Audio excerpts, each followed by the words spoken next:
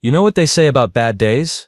Well, Zara was having the kind of day that made a root canal look like a spa treatment. Picture this. You're a 7-foot-tall alien warrior with fur like midnight and claws that could open a can of whoop-ass, and somehow you've ended up chained to the cargo hold of the galaxy's most notorious slaver ship. Yeah, that kind of day. The chains weren't just regular chains, mind you. These were quantum-locked military-grade restraints that could hold a rampaging space rhinoceros. Overkill? Absolutely. But Captain Vex wasn't taking any chances with his prize catch. Speaking of Captain Vex, imagine a crocodile had a baby with a used car salesman, then that baby grew up to be a sociopathic pirate. That's Vex. 8 feet of scaly green arrogance wrapped in a coat that screamed I make terrible life choices professionally. He strutted through the cargo hold like he owned the universe, which, to be fair, he kind of did in this little corner of space. My beautiful kitty cat, Vex hissed, his forked tongue flicking out to taste the recycled air. Still plotting my demise, I see. How delightfully predictable. Zara's yellow eyes could have melted steel. If looks could kill, Vex would have been vaporized 6 ways to Sunday. But the real kicker. Her 3 cubs were caged just 10 feet away, mewing pitifully behind energy bars that hummed with enough voltage to power a small moon. The flesh markets of Kepler-7 are going to love you, Vex continued, clearly enjoying himself. A mother and her babies? Oh, the bidding wars we'll have. I might just retire after this haul. The flesh markets. Even the name sounded like something you'd find in the dictionary under things that make you lose faith in sentient life. It was where the galaxy's worst came to shop for slaves, gladiators, and worse. Much worse. Zara had been a commander in the Filinar Defense Force before this nightmare began. She'd led battles against the Void Reapers, survived the Crimson Nebula campaign, and once killed a Titan-class war mech with nothing but her claws and an attitude problem. But none of that mattered now. Not when her babies were depending on her. The ship's engines hummed with the kind of confidence that came from never having been caught. The Crimson Fang was Vex's pride and joy, a modified battlecruiser that could outrun anything the Galactic Patrol threw at it. Its hull was scarred from a dozen firefights, and its reputation was darker than a black hole's event horizon. 2 more days to Kepler-7, Vex announced, checking his chronometer. Try not to die of despair before then. Dead merchandise doesn't fetch nearly as much. As he slithered away, Zara tested her chains for the 1000th time. Still locked. Still hopeless. The cubs whimpered again, and she felt her heart break a little more. She'd failed them. Failed as a mother, failed as a warrior, failed as everything that mattered.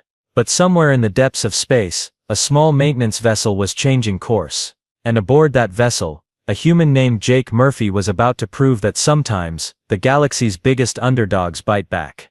Now, if you've never seen a human before, you might think Jake Murphy was exactly what you'd expect from Earth's supposedly primitive species. Average height, brown hair that looked like he'd stuck his finger in a light socket, and the kind of face that screamed, I fix things for a living and probably know way too much about obscure mechanical trivia. He wore a standard maintenance jumpsuit covered in enough grease stains to suggest he actually did maintenance work, and carried a toolkit that looked like it had seen more action than a war correspondent. But here's the thing about appearances in space, they're about as reliable as a politician's campaign promises. Crimson Fang, this is maintenance vessel Rusty Wrench requesting permission to dock, Jake said into his comm unit, his voice carrying just the right amount of bored professionalism. Your hyperdrive's been throwing error codes across 3 sectors. Somebody's gonna notice if you don't get that fixed. On the bridge of the Crimson Fang, Captain Vex rolled his reptilian eyes so hard they nearly fell out of his skull. Humans, he muttered to his first mate, a bug-eyed creature named Skrit. Soft primitive meatbags who think they understand real technology. Should we vaporize him, Captain? Skrit asked, his mandibles clicking with anticipation.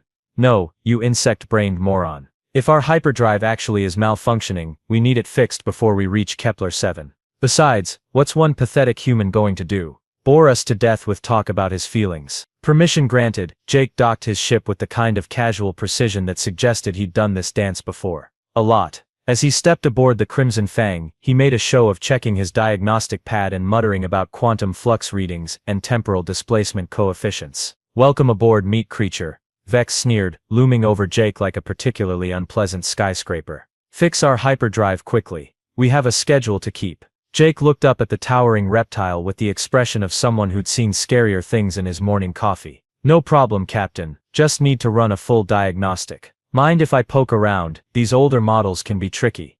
Older models? Vex's voice dropped to a dangerous whisper. This ship is state-of-the-art Saurian engineering. Oh, absolutely, Jake nodded enthusiastically. Real nice craftsmanship. They don't make 'em like this anymore. Probably because they figured out better ways to do things, but hey, classic is classic, right?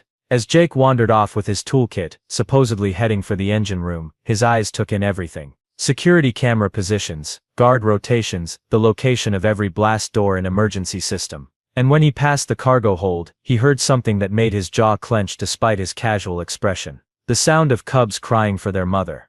Jake Murphy had what you might call a very particular set of skills, not the kind they teach you in maintenance school. Mind you, more like the kind you pick up when you've spent the last 5 years liberating slaves from ships exactly like this one. He started small, because that's how you avoid getting spaced before lunch. A little creative rewiring in the environmental controls. Nothing dramatic, just enough to make the air recyclers work a tiny bit harder. The kind of thing that would show up as a minor fluctuation in 3 or 4 hours. "Hey, Bug Eyes," Jake called out to Skrit, who was supervising him with all the intelligence of a particularly dim light bulb. "Your oxygen scrubbers are running hot. When's the last time you changed the filters?" Skrit clicked his mandibles in what might have been confusion. "Filters? What are filters?" "Oh boy," Jake muttered, making a note on his pad. "That explains the smell. Tell you what, I'll throw in a filter change free of charge. Consider it a public service." While Skrit watched him work, Jake was actually rerouting power conduits and installing some very special modifications. The beauty of working on alien ships was that most species assumed humans were too stupid to understand their advanced technology. They never bothered to watch what you were actually doing. 20 minutes later, Jake was in the navigation room, ostensibly checking the hyperdrive's connection to the nav computer. The guard, a hulking brute named Gorthak, was busy picking his teeth with what looked like a small sword.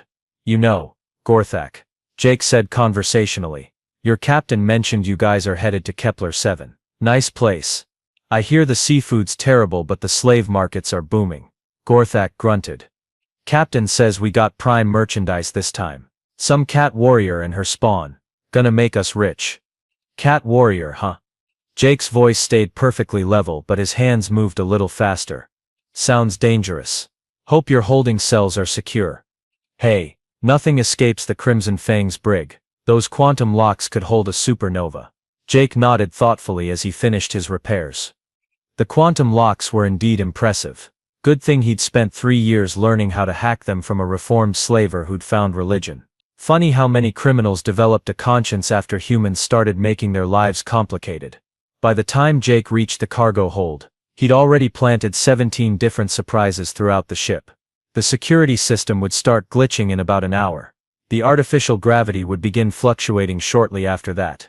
And the automatic doors would develop a very inconvenient tendency to open and close at random intervals. But first he had a mother to meet. Zara looked up as the human entered, her yellow eyes blazing with a mixture of hope and suspicion. She'd heard the stories about humans. Of course. Weak, emotional creatures who cried at the drop of a hat and probably couldn't fight their way out of a wet paper bag. "Ma'am," Jake said quietly, keeping his voice low so the guards wouldn't hear. "I'm Jake. I'm here to get you and your kids out of this mess." Zara's ears flicked forward. "You're human. Last time I checked." "Yeah, I know what you're thinking. We're not exactly known for our combat prowess. But here's the thing about humans that nobody seems to understand." Jake's eyes hardened, and for a moment, Zara saw something that made her reconsider every story she'd ever heard about his species. "We're really good at holding grudges. And slavery. Well, let's just say we take that personally." As if to punctuate his words, the lights flickered overhead. Jake checked his chronometer and smiled.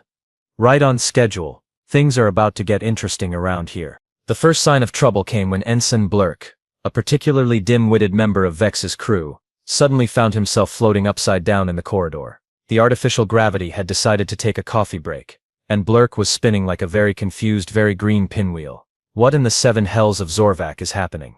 Captain Vex roared from the bridge, his claws scraping against the metal deck as he fought to stay upright. The gravity fluctuated again, sending half the bridge crew bouncing off the ceiling like demented rubber balls. "Captain," Skrit's voice crackled through the comm system, which was now producing a delightful mix of static and what sounded like ancient Earth disco music. "The human, he's done something to our systems." Vex's reptilian brain, which was admittedly not the sharpest tool in the shed on a good day, finally connected the dots. "Find that meatbag and turn him into space dust." but Jake was already 3 steps ahead. He'd spent the last 20 minutes turning the Crimson Fang into the galaxy's most dangerous funhouse. The lights weren't just flickering anymore. They were strobing in a pattern that would make a rave jealous. The automatic doors had developed a personality disorder, slamming shut on anyone who tried to pass through them, then opening again with what could only be described as mechanical laughter. "Computer," Vex snarled, "locate the human intruder." "I'm sorry, Dave," the ship's AI replied in a voice that definitely hadn't been programmed with that particular Earth reference. "I'm afraid I can't do that. Also, your mother was a hamster and your father smelt of elderberries." Jake had been very thorough with his modifications. In the cargo hold, Zara watched in amazement as her quantum locks suddenly clicked open. The human had somehow managed to hack the most secure restraints in the galaxy while having a casual conversation about oxygen filters. Her cub's cage doors swung wide, and the little ones bounded toward her with mewing cries of joy. "Stay close to Mama," she whispered, gathering them protectively as the sound of boots thundered through the corridors. "Things are about to get very loud." She wasn't wrong. The first group of Vex's crew to round the corner and spot Jake got a crash course in why humans had survived to become a spacefaring species despite having no natural weapons, armor or apparent survival instincts. What they did have was creativity, stubbornness, and a disturbing willingness to use improvised weapons. Jake had fashioned a rather impressive club from a piece of the ship's own hull plating, and he wielded it with the kind of enthusiasm usually reserved for religious experiences. The first alien to reach him, a hulking brute named Gorthax, discovered that humans might be squishy, but they hit a lot harder than expected. "Surprise!" Jake shouted, bringing his makeshift weapon down on Gorthax's skull with a satisfying clang. "Turns out we're not as harmless as we look." The second attacker, an insectoid creature with way too many limbs, learned that humans also had excellent pattern recognition. Jake had noticed that most aliens kept their vital organs in roughly the same places, so a good old-fashioned knee to the thorax worked wonders across species lines. But the real show started when Zara joined the party. 7 feet of furious feline warrior, freed from her chains and righteously angry about the whole enslaving her children thing, was a sight to behold. Her claws extended with metallic snicks, and her first swipe opened up an alien from shoulder to hip. "Nobody," she snarled, her voice carrying the kind of authority that came from years of commanding troops in battle, "touches my cubs." The corridor became a whirlwind of violence. Jake fought with the scrappy determination of someone who'd learned combat in back-alley bars and asteroid mining colonies. Zara fought with the lethal precision of a trained warrior, who'd finally found something worth killing for. Between them, they carved through Vex's crew like a hot knife through butter. The ship's PA system crackled to life, and Vex's voice echoed through the corridors, now tinged with the kind of panic that came from watching your supposedly easy payday turn into a complete disaster. "All hands to the cargo bay. Kill the human, recapture the cat. And somebody please explain to me why the ship's computer is now playing Earth music and calling me Dave." The lights went out completely, plunging the ship into darkness. Emergency lighting kicked in a moment later, bathing everything in an eerie red glow that made the blood on the walls look even more dramatic. "Jake," Zara called out, her night vision allowing her to see perfectly in the dim light. "There are more coming." "Good," Jake shouted back, hefting his improvised weapon. "I was just getting warmed up." The next wave of attackers rounded the corner to find Jake and Zara standing back to back, surrounded by the groaning remains of their predecessors. The cubs huddled safely behind their mother, watching with wide eyes as the human and their mama showed the bad aliens what happens when you mess with a family. "You know what your problem is?" Jake asked the approaching enemies conversationally. "You assumed humans were weak because we're emotional. But here's the thing about emotions. They're not a weakness, they're fuel. And right now, I'm running on premium." The battle was about to get a whole lot more interesting. What happened next could only be described as a masterclass in controlled chaos. Jake had spent years studying alien psychology, and he'd learned that most species had one fatal flaw. They assumed that because humans looked weak and squishy, they'd fold under pressure. This was roughly equivalent to assuming that because a grenade looked small and harmless, it probably wouldn't blow your face off. "Zara," Jake shouted over the sound of blaster fire and dying aliens. "Escape pods are 3 decks up. Can you carry all 3 cubs?" "I'm a mother," Zara replied, her claws dripping with the blood of anyone stupid enough to get between her and her children. "I could carry them through the fires of hell itself." "Close enough." Jake grinned, pulling a small device from his toolkit. "Hope you're not afraid of heights." The device was a plasma cutter, normally used for ship repairs. In Jake's hands it became a very effective way to redecorate the Crimson Fang's interior. He sliced through the deck plating like it was made of tissue paper, creating a hole large enough for their impromptu escape route. "Down we go," he called, jumping through the hole just as another wave of Vex's crew rounded the corner. Their blaster shots sizzled harmlessly through the space where he'd been standing a moment before. Zara gathered her cubs with the kind of efficiency that came from years of military training. "Hold tight, little ones," she murmured, then leaped through the hole with a grace that would make an Olympic gymnast weep with envy. They landed on the deck below in a corridor that looked like it had been decorated by someone with a serious grudge against good taste. Purple walls, orange ceiling, and what appeared to be mood lighting that was currently having a nervous breakdown. "This way," Jake pointed toward what looked like a maintenance shaft. "I may have mentioned that I'm really good at holding grudges. What I didn't mention is that I'm also really good at planning ahead." The maintenance shaft led them through the ship's bowels, past humming machinery and conduits that sparked with the kind of electrical problems that would make a safety inspector have nightmares. Jake had sabotaged more than just the obvious systems. He'd turned the entire ship into a ticking time bomb disguised as a transportation device.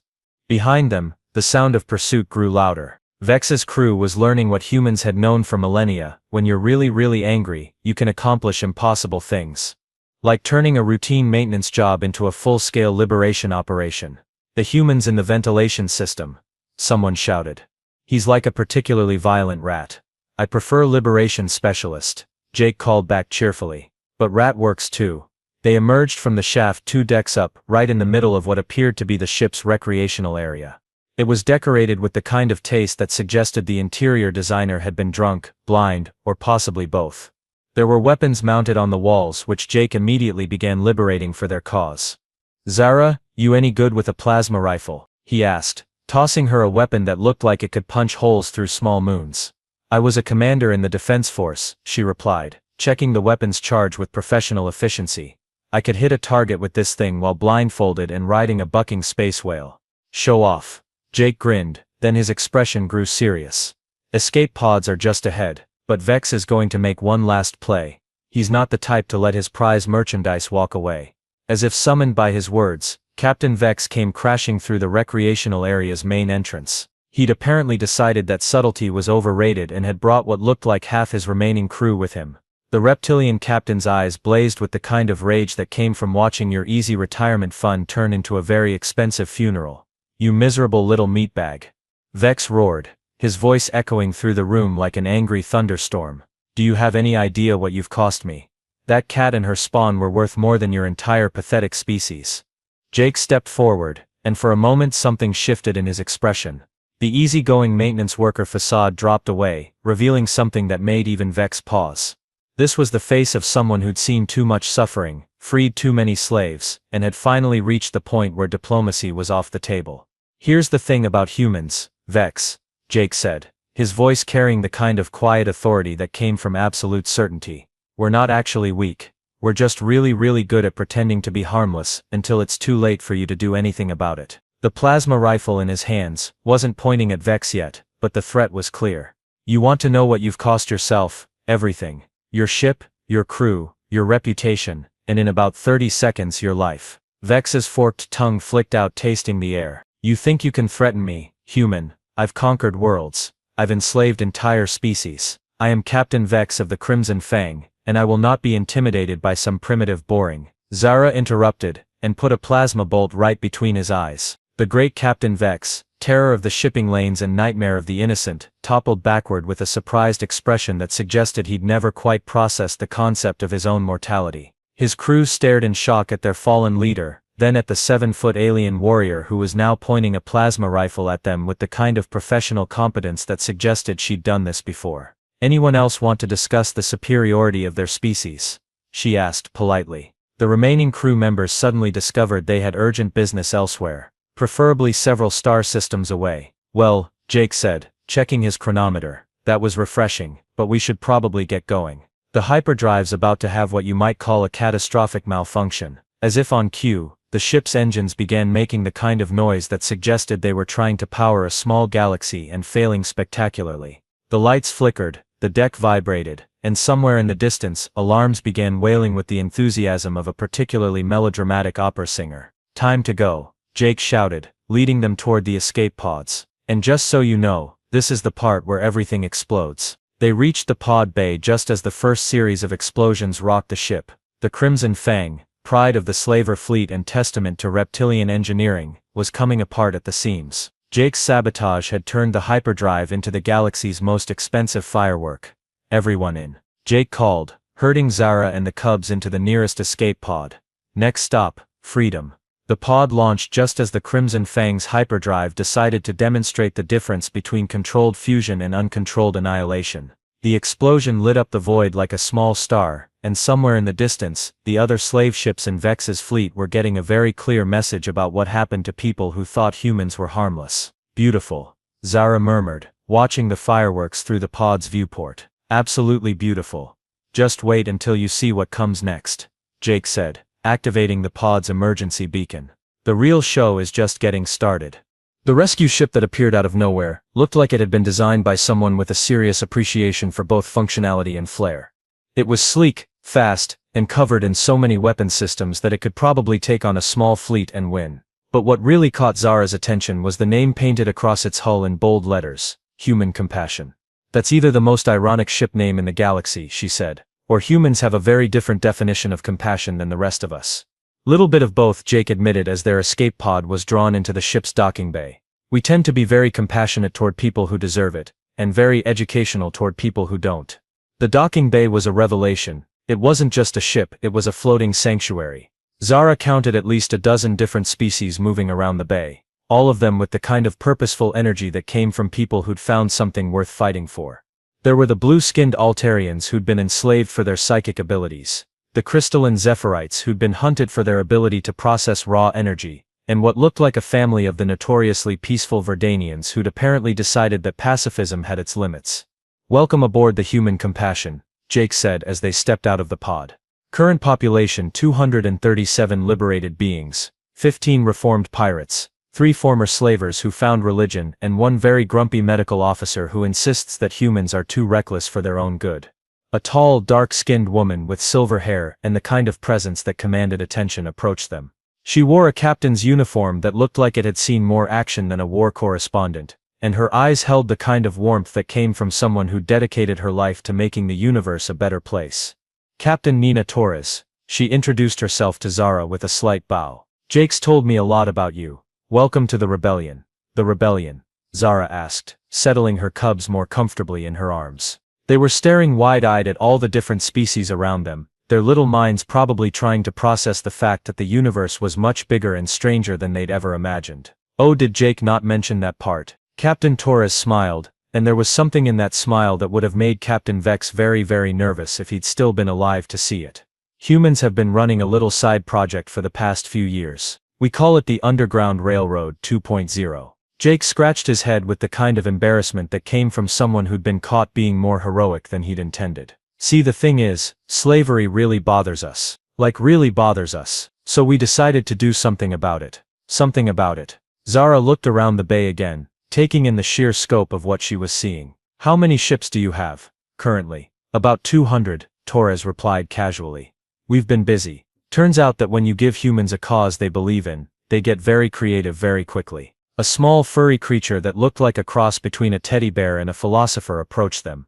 It wore a tiny lab coat and carried a medical scanner that was almost as big as it was. Dr. Pip, Jake introduced. Our chief medical officer. He's from Fluffington Prime, which is exactly as adorable as it sounds. Humans, Dr. Pip said in a voice that sounded like someone had fed helium to a university professor, are the most illogical species in the galaxy.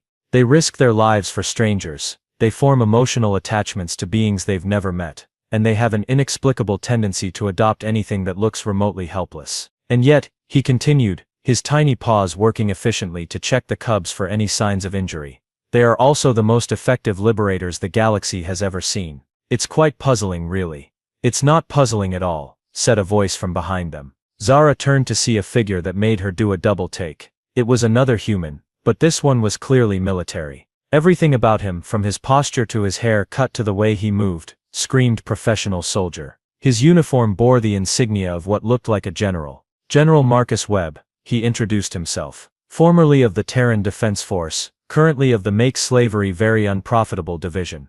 General, Zara said, her military training automatically kicking in. I'm Commander Zara of the Felinar Defense Force. Or I was, anyway. You still are, Webb replied firmly. We've been in contact with your government. They're very interested in joining our little crusade. Turns out that when you rescue a decorated war hero and her cubs from slavers, people tend to pay attention. Jake was grinning now, the kind of grin that came from someone who just pulled off the galaxy's most elaborate practical joke. Did I mention that this whole thing was kind of a recruitment mission? We've been trying to get the Felinar on board for months. Nothing says join our cause quite like a daring rescue. Zara stared at him. You mean you didn't just stumble across us? This was planned. Well, not the part where you got captured, Jake admitted. That was genuinely bad luck. But once we heard about it, we figured it was a perfect opportunity to show the galaxy what humans do when someone messes with our friends. Your friends? Zara asked. But we'd never met. Didn't matter, Captain Torres said simply. You were in trouble, you had children who needed help, and you were fighting against something we couldn't tolerate. That made you our friends automatically. Dr. Pip finished his examination of the cubs and pronounced them healthy but hungry. Typical human logic, he muttered, but there was affection in his voice. They'll risk everything to help complete strangers then act like it's the most natural thing in the world. Because it is, Jake said, his voice carrying the kind of conviction that came from absolute certainty. Look, the galaxy's got this idea that humans are weak because we're emotional. But here's what they don't understand. Emotions aren't a weakness. They're a strength. They're what make us care about things bigger than ourselves. And when humans care about something, General Webb added, they don't just complain about it, they fix it. Permanently. Zara looked around the bay again, taking in the rescued beings, the weapons, the ships, the sheer scale of what these humans had accomplished. How many slavers have you put out of business? All of them, Captain Torres replied matter-of-factly. In this sector anyway, we're working on the others. And how many beings have you freed? Stopped counting at 10,000, Jake said.